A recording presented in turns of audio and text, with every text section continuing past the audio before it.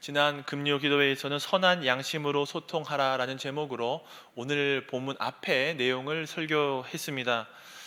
지난 설교의 결론이 앞서 17절에 잘 나와 있습니다. 선을 행함으로 고난받는 것이 하나님의 뜻일진데 악을 행함으로 고난받는 것보다 나으니라. 계속해서 오늘 본문은 이와 연관된 말씀을 깊이 있게 나누고 있습니다. 여러분, 세상에서도 이런 말을 쓰지요. 좀 사람이 좀 되라, 인간이 좀 되라, 그런 말을 들어보셨을 겁니다. 그래서 교회 안에서도 예수 믿기 전에 좀 사람이 되면 좋겠다, 예수 믿기 전에 좀 인간이 되면 좋겠다, 이런 말을 사용하기도 합니다. 그런데 가만히 제가 신앙생활 하다 보니까 인간이 되기 예수 믿기 전에 사람 되는 것이 아니라 사람이 되기 위해서 예수를 믿는 것이 맞는 것 같습니다. 인자로 오신 예수님을 우리가 믿을 때 올바른 인간상을 정립할 수 있겠다, 그렇게 생각했습니다. 그래서 한 교인이 이렇게 말씀하시는 것을 들었습니다. 목사님, 그 말을 들으니까 삶에서 정말 맞다는 것을 느낍니다. 제가 사회적으로 참 똑똑하고 인정받는 사람들 많이 겪어봤는데 예수 모르는 이런 사람들 가운데서 자기밖에 모르고 참 어렵게 대화되고 인간성을 회복하지 못하는 그런 사람들이 많이 있습니다. 하지만 비록 초등학교밖에 졸업하지 않았어도 깊이 있는 신앙을 가진 신자들이 더 교양 있고 더 바르게 인간생활, 사회생활 하는 것을 제가 봤습니다. 그래서 사람이 되기 위해서는 예수님을 알아야 되는 것이 맞는 것 같습니다. 그렇게 대화한 적이 있습니다. 마찬가지로 사회에서는 이런 말도 하죠. 양심이 좀 있어라. 사람이 양심이 있어야 된다. 그런 말을 합니다. 이 말도 같이 생각해 볼 수 있습니다. 세상 사람들은 예수 믿지 않아도 양심을 가지고 있고 또 양심 있으라는 말도 합니다.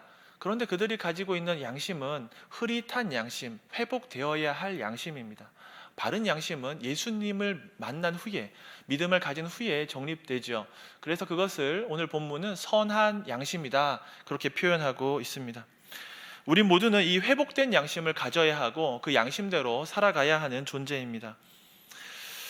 그래도 하나님의 말씀이 지향하는 것은 주님 주신 십자가를 지고 가는 것이죠. 우리가 공동서신에서 하나님의 복을 찾는데 어려움이 있어도, 고난이 있어도 그 길을 가라라는 말이 나옵니다. 저는 하늘에 이르는 교회라는 제목과 또 우리는 선한 양심을 가지고 하나님을 향하여 살아야 한다라는 이 주제로 설교하겠습니다. 대지는 이렇습니다. 띄워주십시오. 첫째, 그리스도께서 하나님 앞으로 인도하신다. 둘째, 노아의 때에도 그리스도께서 인도하셨다. 셋째, 우리는 하나님을 향한 선한 양심의 순례자이다. 첫 번째, 그리스도께서 하나님 앞으로 인도하십니다. 베드로 서신에서는 구원은 이동이라는 점을 많이 부각시킵니다. 그래서 그 목적지가 새하늘과 새 땅, 천국, 하나님의 보좌 앞이라는 것을 계속해서 알려줍니다. 이렇듯 계속해서 베드로는 구원은 이동이다, 순례길이다, 여정이라는 것을 반복적으로 나옵니다. 이 목적지를 향한 비전을 끊임없이 말해주고 그 마지막에는 새하늘과 새 땅의 구체적인 내용을 말함으로 이 서신을 마무리합니다. 여러분, 우리 인생의 목적지가 어디입니까? 강남입니까? 분당입니까? 판교입니까? 아니면 광화문입니까? 국회의사당입니까? 청와대입니까? 우리 인생의 목적지는 하나님 앞으로 가는 것입니다. 코람데오이죠. 그것이 천국이고 새하늘과 새 땅이 임하는 곳입니다. 베드로는 우리 인생의 목적지를 계속해서 알려줍니다. 왜냐하면 우리가 계속해서 잊어버리기 때문입니다. 베드로전서 2장 20절 후반절 21절 말씀 함께 읽어보겠습니다. 띄워주세요. 네. 선을 행함으로 고난을 받고 참으면 이는 하나님 앞에 아름다우니라.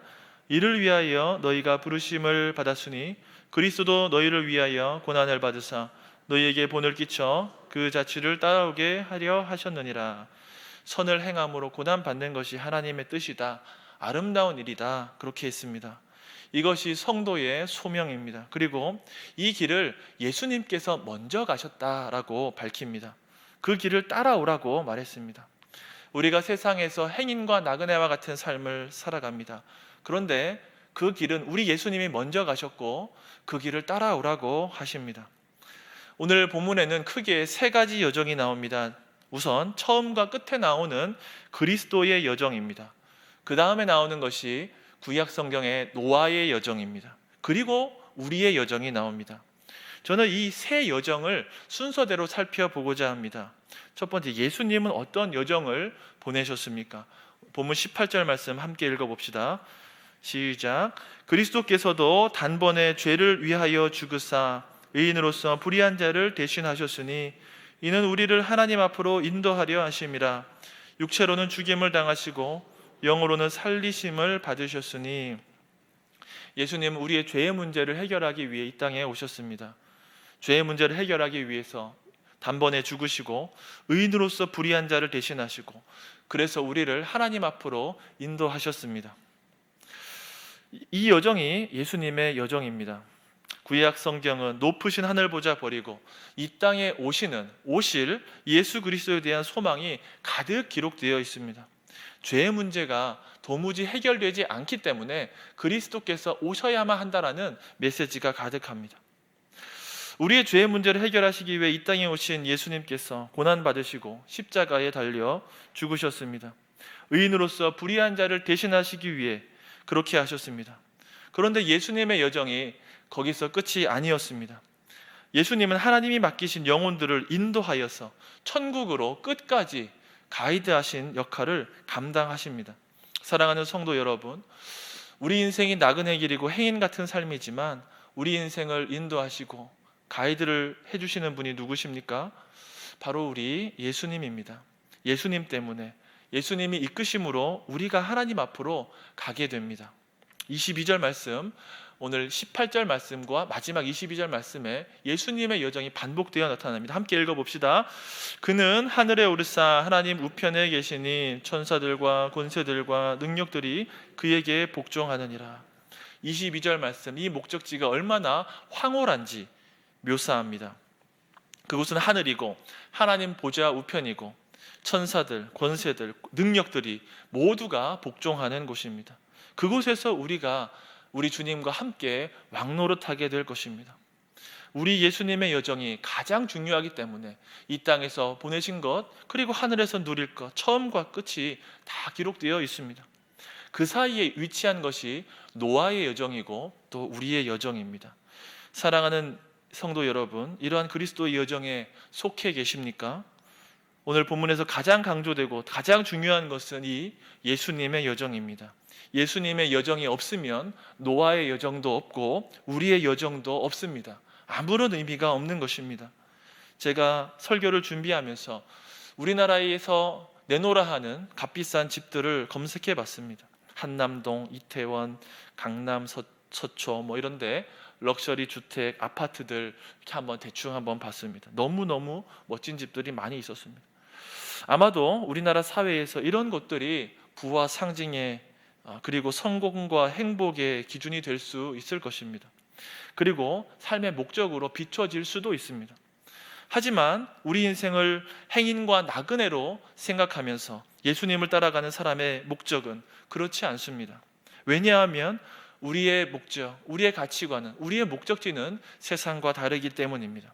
우리가 가는 곳은 천국이고 하나님이 계신 곳입니다. 주님이 가자고 하신 바로 그곳입니다. 만약에 우리가 세상 복을 추구한다면 베드로가 구했던 초막셋, 그것과 별반 다름이 없을 것입니다. 우리 인생 혼자 걷고 있는 것이 아니죠. 세상에 빠져 있는 것도 아닙니다. 우리는 세상을 통과하고 있습니다. 우리 주님께서 이 세상을 향해서 우리를 통해 하실 말씀이 있기 때문에 세상을 통과하게 하신 것입니다. 우리 예수님이 인도하신 곳으로 가겠다 다짐하시는 저와 여러분 되시기를 주님의 이름으로 축원합니다. 두 번째, 노아의 때에도 그리스도의 인도하심이 있었습니다. 베드로는 이어서 노아의 여정을 예로 들었습니다.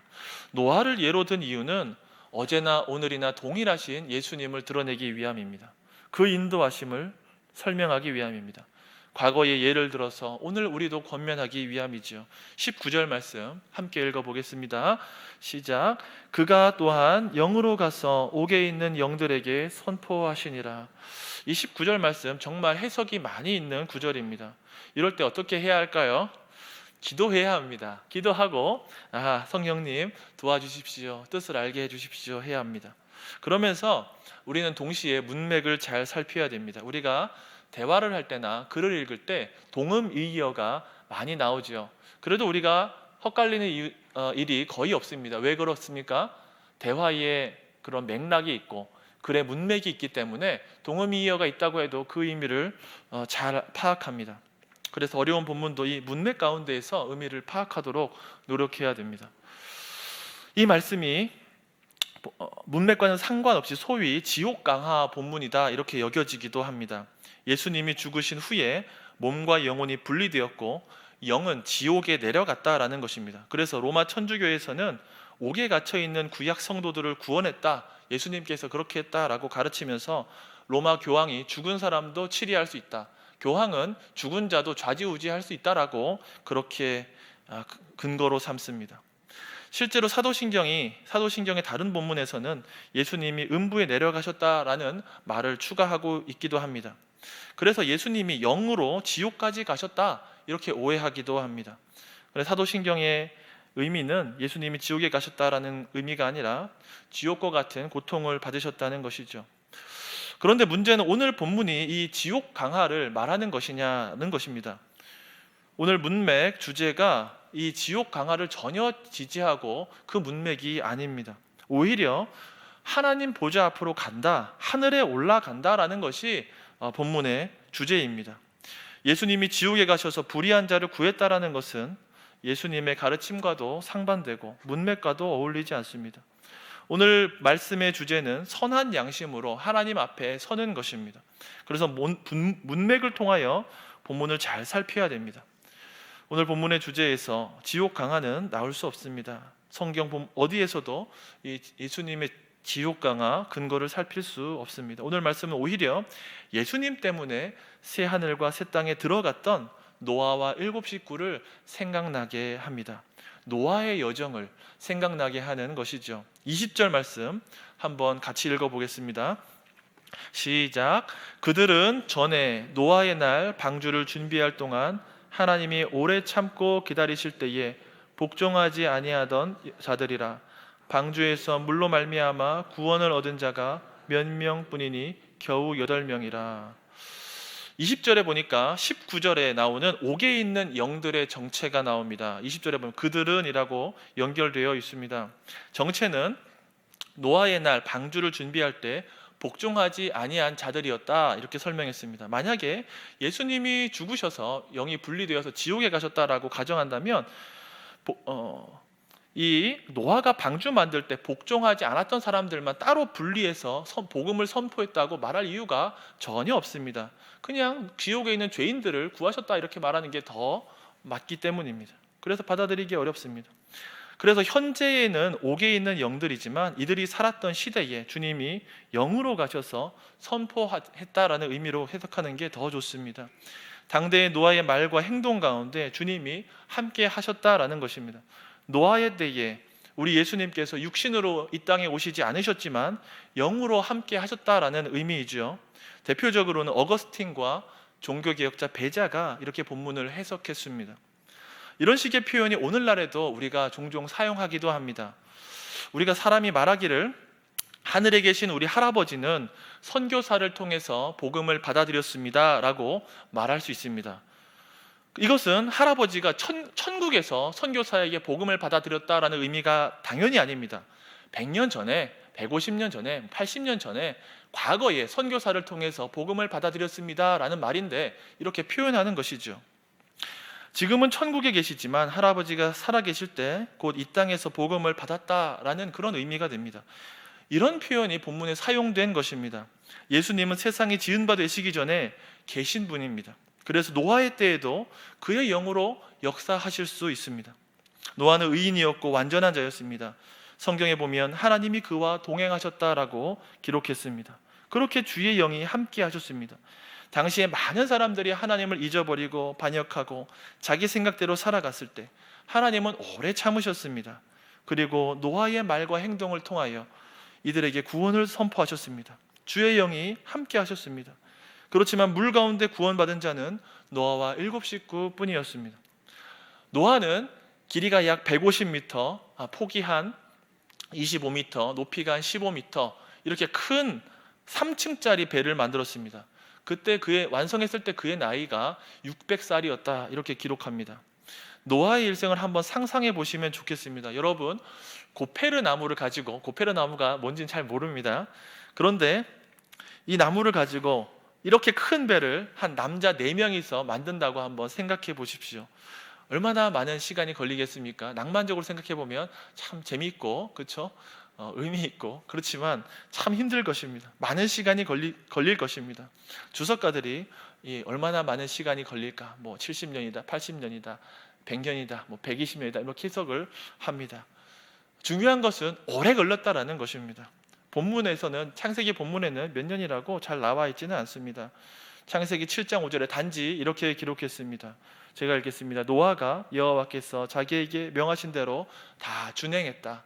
노아는 하나님의 말씀을 1년이든 10년이든 20년이든 그대로 다 행했다라고 했습니다.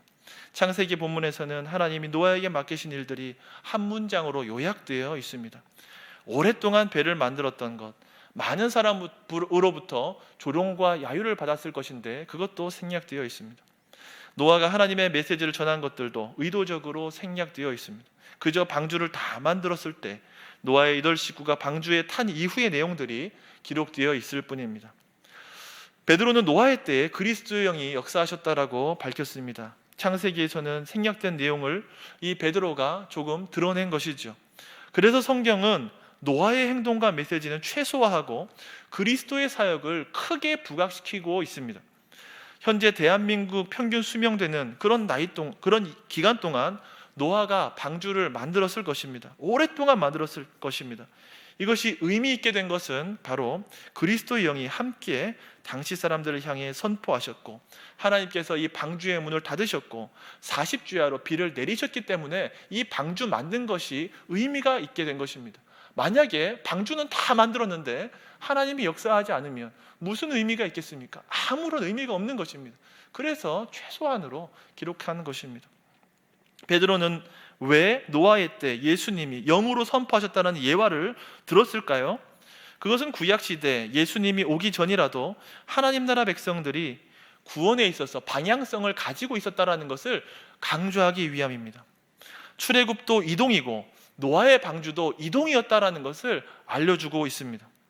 노아의 때 마른 땅 아라랏산으로 향하는 이동이 있었다. 그곳이 바로 그 당시에 새하늘과 새 땅이다, 천국이다, 그곳으로 향했다라는 것을 예화로 쓰기 위해서 말하고 있는 것입니다. 물로 멸망한 옛 하늘과 옛 땅을 뒤로하고 새 하늘과 새 땅을 찾는 여정이 얼마나 오래 걸렸고 힘들었느냐, 그것을 알려주고 있는 것이죠. 그 여정이 비록 천국으로 향하는 여정이었지만 참 오래 걸리고 힘들었습니다. 그래서 베드로가 말하는 행인과 나그네의 여정과 딱 맞는 그런 여정입니다.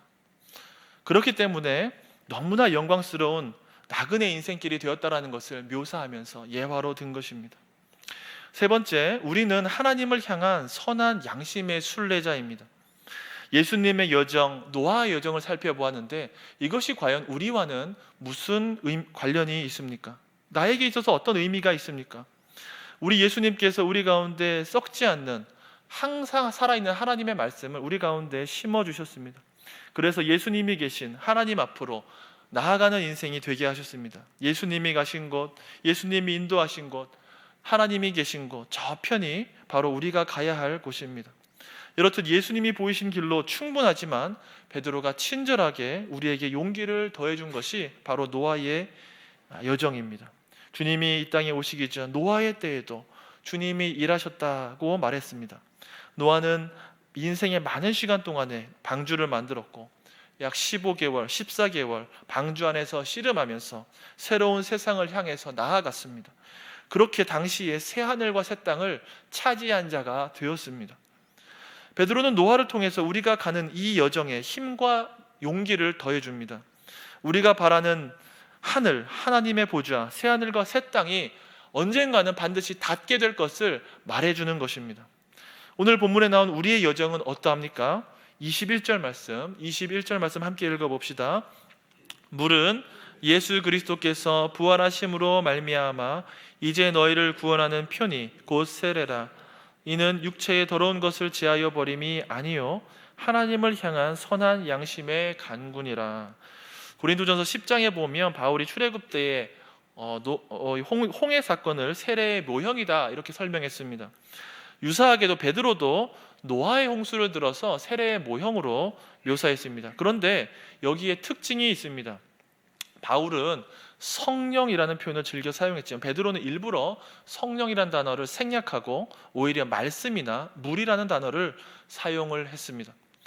세례는 물로 씻는 성령님의 역사입니다. 세례를 통해 죄 사함을 누리게 됩니다. 그런데 베드로는 죄 씻음을 강조하기 위해서 노아 홍수와 세례를 연관짓는 것이 아닙니다. 21절에 보면 이렇게 표현합니다. 이는 육체의 더러운 것을 제하여 버림이 아니다. 이 표현은 무엇만이 아니다라는 의미입니다. 그리고 선한 양심의 간구라고 표현되어 있는데 이 간구는 찾아가는 것, 여정, 순례 그러한 표현입니다. 그래서 본문을 이렇게 번역하면 좀 더 정확합니다. 제가 읽어보겠습니다. 이것은 육체의 더러운 것만을 제하는 것이 아닙니다. 하나님을 향한 선한 양심의 순례입니다. 베드로가 말하고 싶은 세례와 구원은 노아의 일생처럼 새하늘과 새 땅을 찾아가는 그러한 선한 양심의 여정이다 이렇게 말하는 것입니다. 구원은 단지 물세례 받고 의인으로 칭함받고 천국 가는 티켓을 확보하는 그것만이 다가 아니다라고 말하는 것입니다. 주님이 새롭게 만들어주신 선한 양심을 가지고 하나님을 찾아가는 천국을 향해 가는 여정이다. 그것 역시도 세례고 그것 역시도 구원이다. 이렇게 말하는 것이죠. 마치 노아가 평생의 방주를 만들고 1년 이상 방주에서 하늘을 바라보고 방주의 상태를 체크하고 모든 생명체들을 돌아보면서 아라랏산으로 향했던 그러한 과정과 같다라고 묘사했습니다. 사랑하는 성도 여러분, 혹시 가족들과 이웃들에게 계속해서 전도하고 있지만 강팍한 마음을 돌리지 못해서 오늘도 여전히 전전긍긍하고 실망하고 계시지는 않습니까? 그리스도의 영이 함께한 노아의 일생을 한번 다시 생각해 보시기 바랍니다. 노아도 평생 동안 하나님 주신 메시지를 전했습니다. 주님의 영도 이들에게 복음을 선포했습니다. 하지만 노아의 8 식구가 구원을 얻었을 뿐입니다. 그래서 우리도 낙심하지 말고 계속해서 더욱 열심히 전도하고 최선을 다하는 삶을 살아가야겠다라고 다짐해야 합니다. 하나님을 향한 선한 양심의 간구를 그 여정을 걸어가겠노라고 생각해야 됩니다. 베드로는 우리가 노아처럼 최선을 다해서 세상과 소통하고 세상에 나아가고 그래서 결국에는 천국으로 들어가기를 원했습니다. 노아가 방주를 만들면서 하나님의 메시지를 전했던 것처럼 우리도 선한 양심으로 세상을 향한 세상의 제사장이 되라고 하는 것입니다.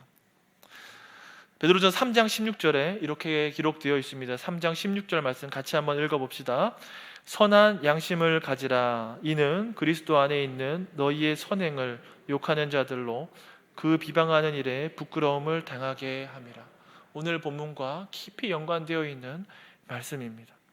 말을 맺습니다. 세상 사람들은 우리가 신자들이 얼마나 공예배를 잘 드리는지, 찬양대는 어떤 찬양을 불렀는지, 헌금 생활을 어떻게 하는지, 교회에서 어떤 봉사를 하는지 전혀 관심이 없습니다. 그래서 교회 안에서 사용되어지는 단어들로 세상과 소통할 수는 없는 일입니다. 베드로는 그런 것들이 아니라 선한 양심을 가지고 세상과 소통하라고 도전했습니다. 세상은 그리스도인들이 얼마나 고결한 양심을 가지고 있는지 바라보고 있기 때문입니다. 광진구의 많은 사람들이 우리 교회를 참 좋아합니다. 제가 이야기를 들었는데 우리 교회가 어르신들에게, 아이들에게, 장애인들에게 참 열정적이다. 주민들과 소통하면서 섬기고 전도하는 모습에 너무 인상을 받고 감명받고 감사하고 참 좋다라는 말을 많이 듣습니다. 이런 말 들으면 여러분 어떠시겠습니까? 저 몇 번 들었는데 참 기분이 좋고, 나는 그렇게 잘 안 했는데 하지만 기분이 좋고 더 열심히 해야겠다, 그런 생각을 하게 됩니다. 이렇듯 선한 양심을 따라 봉사할 때 사람들이 마음의 문을 열고 복음을 듣게 될 것입니다. 사랑하는 성도 여러분, 두려워하지 마시고 세상을 통과해서 저 새하늘과 새 땅, 천국으로 나아가시기 바랍니다. 하나님 우편으로 향하는 여정 가운데 펼쳐져 있는 이 세상을 겁내지 마시기 바랍니다. 오히려 선한 양심으로 세상의 제사장이 되어 함께 하나님 앞으로 나아가게 하는 놀라운 역사를 경험하는 저와 여러분 되시기를 주의 이름으로 축원합니다. 아멘. 함께 찬송합시다.